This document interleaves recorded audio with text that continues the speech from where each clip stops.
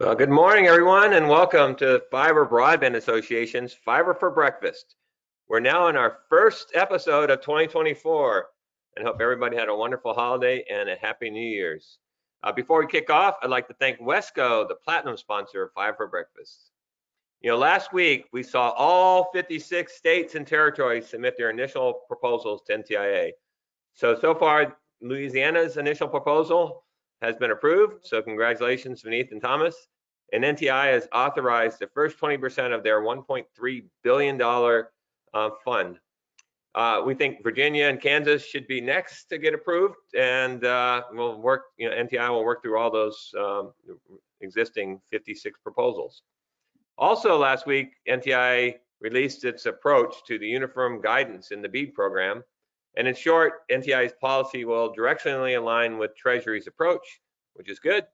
And it includes things like providing flexibility for program income, which is great, leveraging the efficiencies of fixed amount subgrants, enabling permissionless network upgrades, fantastic, and establishing a 10-year federal interest period for broadband infrastructure projects. As we move into 2024, our first regional event will be on February 8th in Richmond, and we have an amazing lineup of speakers, including my good buddy Joey Winder from Treasury, who still has $1 billion left to spend on broadband infrastructure from the $10 billion Treasury Capital Projects Fund. So registration for Richmond is open, so please register today, because this event will definitely sell out. You can register by going to richmond.fbaevent.org. And other regional events are going to include Little Rock in April, Deer Valley, Utah in June, Des Moines in September, and Albuquerque in November. But also the granddaddy is the Fiber Connect 2024 conference in Nashville, July 28th to 31. So the whole team will be in Nashville next week at the Gaylord, getting ready for this big event. So it takes the whole year to get ready for the big conference, and we'll be spending the week doing that next week. So that brings us today's Fiber for Breakfast session with Kevin Robinson, the president and CEO of the Wi-Fi Alliance, to discuss Wi-Fi 7 plus fiber delivering the next generation of home connectivity. But before I formally introduce today's guest, I'd like to introduce David Norris from our team, who's going to walk us through some housekeeping items. Thank you, Gary, and good morning to everyone, and Happy New Year to everyone who has joined us today. Before we go over a few logistics, we'd like to once again thank our platinum sponsor of Fiber for Breakfast, Wesco. Now, if everybody would keep in mind, all participants are in listen-only mode today. To ask a question, please type it into the question box located within the control panel on the side of your screen. We will host a Q&A session with our panelists at the end of today's session. This presentation is being recorded and will be available on FBA's website within 24 to 48 hours. You can find the recording in the Events tab under the Fiber for Breakfast drop-down option. At the conclusion of the presentation, you'll be prompted to complete a brief feedback survey. Please take a moment to do so. We appreciate your input. And now I'll pass things back over to Gary to once again introduce our panelists and get things started. Well, thanks, David, and good morning. I'm Gary Bolton, the president and CEO of the Fiber Broadband Association. Last week on Fiber for Breakfast, our guest was no other than Tom Cohen, FBA's Chief Regulatory Counsel and General Counsel and a partner at Kelly Dry. And he discussed a year in review, a Washington recap. And Tom walked us through a quick summary of what happened at NTI, RUS, Treasury, the FCC, and basically everything going on from the agencies in Washington on broadband policy and funding last year. And he gave us a quick glance into what to expect for this year coming up. So it was a really great session. Tom is the guy, the man in Washington. So if you missed it, you can watch the replay or listen to the podcast. Today on Fiber for Breakfast, our guest is Kevin Robinson, the president and CEO of the Wi-Fi Alliance, to discuss Wi-Fi 7 plus fiber delivering the next generation of home connectivity. Kevin is a 15-year veteran of the Wi-Fi Alliance and became CEO of the organization in October 2022. Kevin is focused on securing sufficient harmonized global Wi-Fi spectrum, deepening engagement and cohesion across the Wi-Fi ecosystem, and evolving organization to ensure it remains as nimble as the industry it serves. Serving as the Wi-Fi Alliance's Vice President of Marketing for the last 7 years, Kevin led many of the organization's most transformative initiatives and has been a leading ambassador for promoting Wi-Fi and Wi-Fi Alliance as a collaboration forum worldwide. So welcome, Kevin. And for our audience, please type in your questions as we go, and we'll work them into the Q&A at the end. So with that, I will turn things over to Kevin.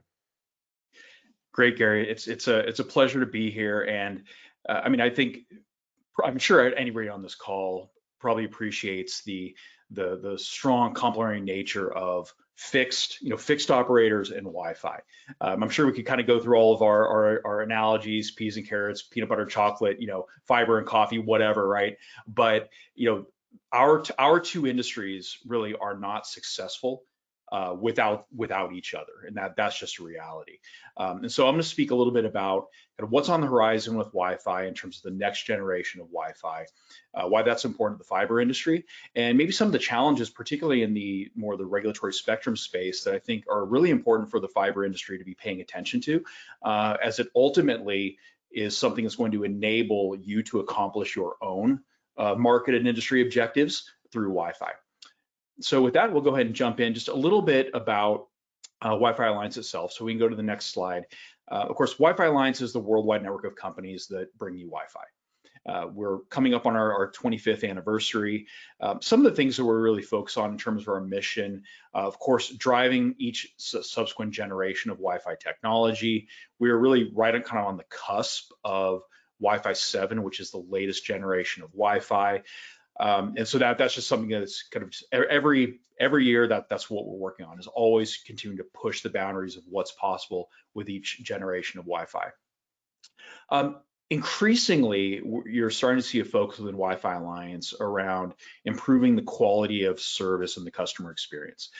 We hear this. I know a lot of the fiber organizations are focused on kind of Wi-Fi experience, customer experience, and that's something that really you see a lot of technology development within Wi-Fi Alliance to really kind of push that forward. And we'll get into a little bit about where we're doing that.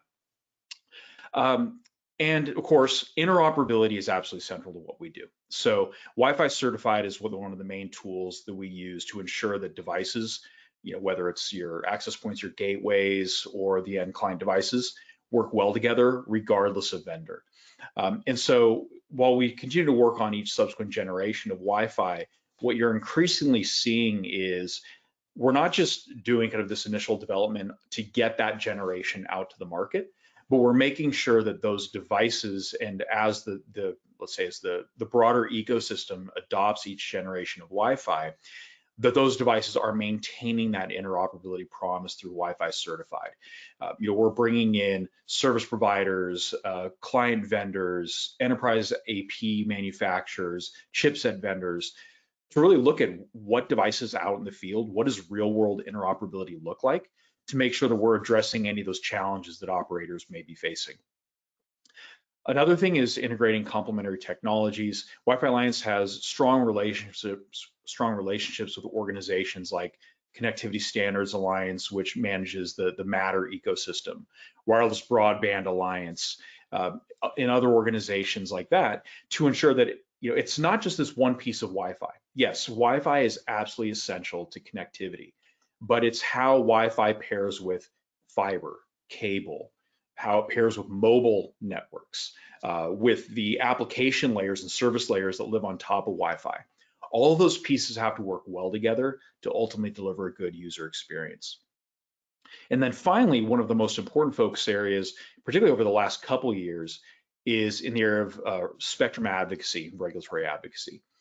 We're really very much focused on ensuring that 6 gigahertz spectrum is available and that it's harmonized globally. I think fiber and other operators in the U.S., areas like U.S., South Korea, Brazil, et cetera, where they've made the full 1200 megahertz available, are in a very strong position to be able to deliver multi-gigabit connectivity down to every device.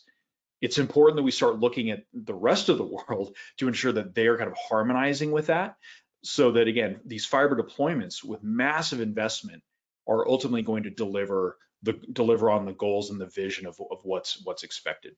So those are just some of the areas in terms of where we've been focused. And I'm going to get into some of the kind of on the immediate roadmap, what you can expect to see from Wi-Fi. So next slide, please. So as already mentioned, Wi-Fi and fiber together are key ingredients for advanced connectivity. As you may already know, Wi-Fi carries most internet traffic generated today. I mean, literally more than 50% of every single packet going over the internet is going over a Wi-Fi connection. So Wi-Fi has demonstrated over time its ability to deliver on this massive capacity. But what we've seen, particularly since the beginning of the pandemic, as you had more hybrid work scenarios, I'm broadcasting right now from my home, right? This most likely would not have happened very frequently prior to the pandemic. But you're seeing between that hybrid work, you're seeing now more demanding applications in AR, VR, VR gaming happening in the home.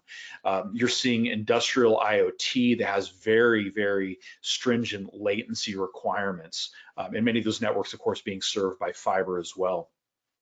And you're seeing in healthcare. So really just about every environment where Wi-Fi is deployed, which is pretty much every environment, you're seeing increasing demands for higher bandwidth. You're seeing increasing demands for not only lower latency, which Wi-Fi could always deliver pretty good low latency experience, but consistent low latency or more deterministic low latency. So all of that is placing kind of incredible demands on what Wi-Fi has to be able to deliver as that key ingredient that sits between the broadband connection and the devices that are actually making use of that broadband. And then, of course, with the next generation of Wi-Fi, Wi-Fi 7, that paired with fiber is really going to deliver on these advanced connectivity requirements, particularly in the home. And again, I'll tie this back into the regulatory space. Yes, Wi-Fi 7 is built from the ground up, taking into account 6 gigahertz. Yes, Wi-Fi 7 will deliver significant performance improvements, particularly in the area of lower latencies, even without the full 6 gigahertz band. But, and this is the important but, the full benefits of Wi-Fi 7 plus fiber are really only possible with the availability of that spectrum. And so countries where that is available are going to really have a leg up in terms of the experiences that they're able to deliver to the end user. Next slide, please. So this gives you a little bit of idea in terms of the momentum we're seeing, both of the generations of Wi-Fi as well as 6 gigahertz in particular. And so you'll see here we are, 2024, Wi-Fi 7, of course, you've seen early devices that have been making their way out to market, but really 2024 is the beginning of that inflection point of mass market adoption of Wi-Fi 7. One of the main reasons you're going to see that inflection point is the introduction of Wi-Fi Certified 7. And the Wi-Fi Alliance certification program for each generation of technology typically serves as that inflection point for mass market adoption. The official announcement hasn't been made, but you can expect that in the first quarter of this year, you're going to see Wi-Fi Certified 7 devices making their way to market. And so you see that there in this graph where really that pickup in kind of a shift from Wi-Fi 6 over to Wi-Fi 7 is likely to happen. Now 6 gigahertz in particular is incredibly exciting, where we're seeing about 2.5 billion 6 gigahertz devices shipping in 2028. So that's roughly half of all devices shipping, both Wi-Fi 6E and Wi-Fi 7, are going to be 6 gigahertz enabled. Next slide, please. Okay, so now jumping into, Wi-Fi Certified 7, what is it? Why should you care about it when you're looking at equipment to deploy in complement with in combination with fiber services?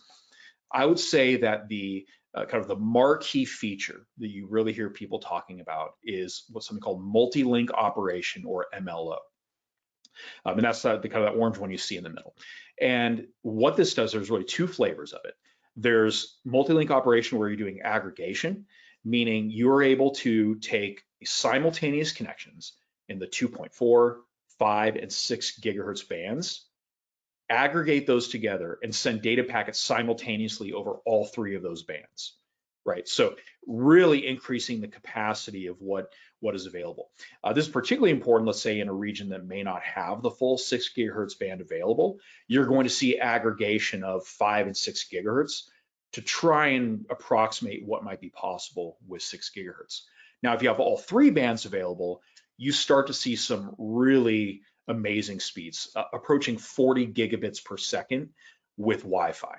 Right. So again, speeds that previously would have been unheard of using a wireless technology, particularly in the mid-band spectrum. Now, the other really interesting, exciting capability that comes with MLO is addressing latencies. And this is where, rather than aggregating the bands together and sending data across all of them simultaneously, you can have a client device or a gateway that is operating in all 3 bands. And then as a latency sensitive packet, let's say it's for the Zoom call or GoToWebinar session we're on right now, it's actually looking at which band, which medium is available at any given time, and it sends that packet over the first available link. So you can almost think of it as approaching a traffic light. You can go left, you can go straight, you can go right. Well, if you happen to get a red light, let's say on the 5 gigahertz band, because another device is transmitting, you can immediately send that packet over another band that might be available. And it might be even 2.4 gigahertz, which is not typically kind of your main band for performance, but you can get some of these latency sensitive packets out over the band or in the 6 gigahertz band. So we've seen some incredible demonstrations of this where even in a congested, more conference seminar type environment, something like a CES, you're getting down sub 20 millisecond latency consistently, 99.9% of the time. And that's increasingly important with the applications that you're starting to see using Wi-Fi, things like, VR, et cetera. Or just even basic gaming, right? Just where with your latest PlayStation, for example. Of course, in addition, we have things like 320 megahertz channels, which can double the overall performance. This gets important on handsets. A mobile device is not going to generally put 4 or 8 antennas in a smartphone. So it's more likely they're having two streams. And the ability to use these wider channels is what gets them into the multi-gigabit data rates to those handsets. Things like 4K QAM, just higher order modulations, give you like 20% improvement in performance there. The other ones I'll maybe just briefly touch on, triggered uplink access. This is another one which is very important for latency sensitive applications, and it really allows for more scheduled uplink, right? So, downlink has often been the focus for broadband, but increasingly we're seeing that uplink traffic is not that it's more important, but it's becoming on par in terms of the level of importance. If we go to the next slide, please. The final thing I'll just briefly highlight is, while obviously Wi-Fi 7 is very much what the industry and is focused on, and media and tech press tend to be focused on each generation. The Wi-Fi certified data elements is kind of an unsung hero here, and it's incredibly important for the operator community. And what this is essentially it's a standardized data model for a lot of the data and telemetry that operators need to manage the quality of service in the network environment down in the home, right? So there have been kind of proprietary ways to do this. Each operator may be doing their own thing. Well, now you have a standardized way where you can look at, okay, what does the spectrum utilization look like? What is the signal strength to each of the devices down in the network? Do I need to start moving a device from one channel to another or one AP to another? So the standardization of this really kind of opens the door for a more consistent view into the network environment in the home in a way that the manufacturer community can implement it once and then it works for everybody, right? So it's really kind of that promise and that benefit of standardization. And we see this already being incorporated, this data model being incorporated into data models, for example, from the Broadband Forum. This has been rolled up into their own standardization efforts, TR369, et cetera. This is kind of one of the underlying data model for that. So again, a lot going on within the industry. I think I'll probably go ahead and this should be the last slide. So I just want to thank you all for your attention and Gary for the opportunity to be here. and really looking forward to some of the questions you may have. Hey, well, Kevin, I mean, as you indicated, you get a gigabit to your house, but then you're sipping from a straw if you don't have the right Wi-Fi network. Well, let me just start with what is the competition in the house? I mean, we see so Wi-Fi we kind of think is the de facto, but you got 5G, Bluetooth, Z-Wave, Zigbee, all this other stuff. Is there a threat to? I mean, how do you know that Wi-Fi will be the in-home connectivity going forward? So it says the home environment is going to be, there are going to be multiple technologies. That is the reality of it. That said, in the home, Wi-Fi is moving the lion's share of data. Full stop, right? It is the workhorse in the home, it's the workhorse in the enterprise. We do not see that changing. You're going to see other technologies that have a little more niche application. Obviously, Bluetooth is going to be there. My mouse is Bluetooth right here. Those things are going to continue. But I think when you look at, let's say, what the fiber community is looking to deliver in terms of broadband, Wi-Fi will remain the most important in-home technology for the foreseeable future. All right. Well, I always struggle with, I have fiber to my house, and then, my Zoom was crapping out, and I'm like, what's going on? I do a speed test, and I'm getting 5 meg upstream, and I realized that the gateway, they have an old gateway, and it's, has crappy Wi-Fi. So how do we make sure that service providers are upgrading the gateways? Or do we, everybody just needs to put in their own mesh Wi-Fi system, or how are we going to make sure? Because, I was even talking to CTO Plume, and he was like, his daughter doesn't know the difference between internet and Wi-Fi. It's, you get on your device and you expect that's the internet. And I was going to make that exact same point. I mean, to 95% of people out there, Wi-Fi is the internet, right? They're synonymous. They're one and the same. And in fact, Wi-Fi sometimes will actually get the blame where it might be a poor broadband connection. You may have the latest and greatest Wi-Fi. You hook it up to DSL. Well, sorry, you're getting DSL speeds, right? But to answer your question, the Wi-Fi provides the tools, particularly with the latest generations of Wi-Fi, to deliver above and beyond the performance that you're going to get from pretty much any service provider in terms of the speeds that they're bringing into the home. Wi-Fi can handle that capacity, right? That's been the case for quite some time. I think that the answer to your question is that the market is already driving this, right? You see vendors, Comcast is a great example. There are certainly others where they're really driving their business growth, not just from the broadband that is coming into the home, but from more of the promises or setting the expectations on the overall level of quality and performance that you're going to get from that Wi-Fi network. So many people are very happy to pay the service provider, not only for the broadband, but also just hands off, you manage my Wi-Fi network. You make sure that it's the best possible experience. And that's where things like that Wi-Fi data elements come in, is the service providers need the tools to be able to do that. And in other cases, it might, the consumer might say, well, hey, my service provider's not doing it for me. They don't offer that premium service. I'm going to go buy the latest and greatest mesh system, a Netgear or TP-Link system, what have you, off the shelf. And Wi-Fi is great in that it gives you both of those options, and it kind of creates that market, those market forces that somebody is going to solve the problem because it has to be solved. And it's just a matter of who's going to do that. And hopefully it's the fiber and the fixed optic. So Kevin, yeah, just how much Wi-Fi 6 and 6E is out there today? What percentage of them are covered with? Yeah. So Wi-Fi 6, we are well past the 50%. A number of years ago, we were already past the 50% point in terms of gear being shipped, right? So I'm trying to think of the number. In fact, if we went back to the other slide, it would be on there. But you can see that we are well over 50% of every single device today is Wi-Fi 6 or greater, right? That's the reality. Every phone you buy, every smartphone is going to be Wi-Fi 6 or greater. It's very rare to see, except in the very lower end devices, to see like an access point that's not Wi-Fi 6. Right, but if you get a gateway, you bought your fiber service 5 years ago, what's the chances of that operator running out and upgrading that? Probably zero, right? I would say most operators are on a pretty consistent upgrade cycle as they're moving through.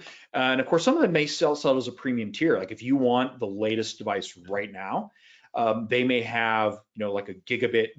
Typically it's when they're selling their gigabit packages, they're going to give you those higher tier Wi-Fi 6 APs because they know we got a ton of questions here. Let me just kind of run through those. Yeah, so, sure. One, it's like Wi-Fi 7's great, but Wi-Fi 8 will be out, in a few years. And so, the cost of training all the employees to go out and go from Wi-Fi 6, 6E to 7 and then go to 8. So is it better just to wait and skip it and go to 8? Why would you go to 7? Well, I'll tell you now, Wi-Fi 8 is not even defined yet. We don't even know what Wi-Fi 8 is. So I would say if you're waiting 4+ years to even start a rollout and you're on Wi-Fi 5, let's say, that's, you're going to be well behind the curve with pretty much what is typical market stakes. Okay, what do you think about what is the real world speeds we should see this year with Wi-Fi 7? So that is going to differ from vendor to vendor, right? Because they can pick and choose kind of what are the features they're putting into their devices. Bottom line, you're seeing multi-gigabit speeds. I would say that Wi-Fi 7 is going to be able to serve anything that you're typically bringing into the home in terms of broadband, 3, 4, 5 gigabit per second. Wi-Fi 7 can do it. All right, so help me out with, when I have 2.4 gigahertz and then 5 gigahertz, and now we're looking at 6 gigahertz. So I mean, it's great that you can be able to aggregate those together or be able to allow this to automatically select the best route, the best stream for latency and so forth. But I always find that Wi-Fi or the 5 gigahertz doesn't work worth shit, and I have to put everything on 2.4 gigahertz. So when would you use 2.4 versus 5 versus 6? Because it seems like you don't have as much distance and performance at higher speeds. Yeah, I'll say, and I think so what you highlight is one of the reasons why you increasingly are seeing mesh systems in the home. Yes, 5 gigahertz in a home, most typical homes in the US, you probably want to see 2, maybe 3 APs to fully cover it in 5 gigahertz. But the bottom line is to get the performances you want to see, you need to be in 5 gigahertz. You're not going to get it in 2.4 alone. And increasingly 6 gigahertz, right? Because that gets you that nice clean spectrum. All right, hold on here. I got to be able to read these small questions. All right, is 20 milliseconds good enough for gamers, or will they continue to wired Ethernet? There are always going to be people who want to get lower and lower. I think that generally in that sub 20, some cases you're getting like 10 millisecond, 7 millisecond, probably sufficient for all but the most, the people who really want to eke out every last little bit out of it, but certainly can support things like VR use cases, right? Where you want to make sure you're not having any of the disorientation that comes with the issues with latency. Okay, and then one of the questions came in is a lot of devices are just 2.4 gigahertz, like a Ring doorbell and so forth. So are you able to just segment and be able to put all your 2.4 gigahertz on that band and then be able to leverage the other bands? Yeah, absolutely. You're going to see combinations, and all these bands work seamlessly together. The great thing with Wi-Fi 7, last point I'll make, is Wi-Fi 7 and Wi-Fi 6 before this did the same thing. It's bringing all these capabilities also into the 2.4 gigahertz band. It is going to kind of extend the life of the band and kind of breathe some life into the band. So yes, you are going to see Wi-Fi 6 devices that are 2.4 only, particularly the example you said of more IoT. But once you start bringing video in, I will say that the other bands become increasingly important. Well, Kevin, I mean, Wi-Fi is absolutely critical to the consumer experience with broadband, and so really appreciate our relationship with the Wi-Fi Alliance, your leadership there, and thanks for sharing your expertise this morning on Fire for Breakfast. Thank everybody for joining us today, and look forward to getting back together next Wednesday. Our guest is going to be Tyler Cooper, the editor-in-chief, the president and CEO of Broadband Now, in a session called Broadband First. Access to fiber internet surpasses 50% of U.S. households. So this is new research. So you're not going to want to miss that. Thanks again, Kevin, and well, Happy New Year to everybody. Thanks, Gary. Happy New Year.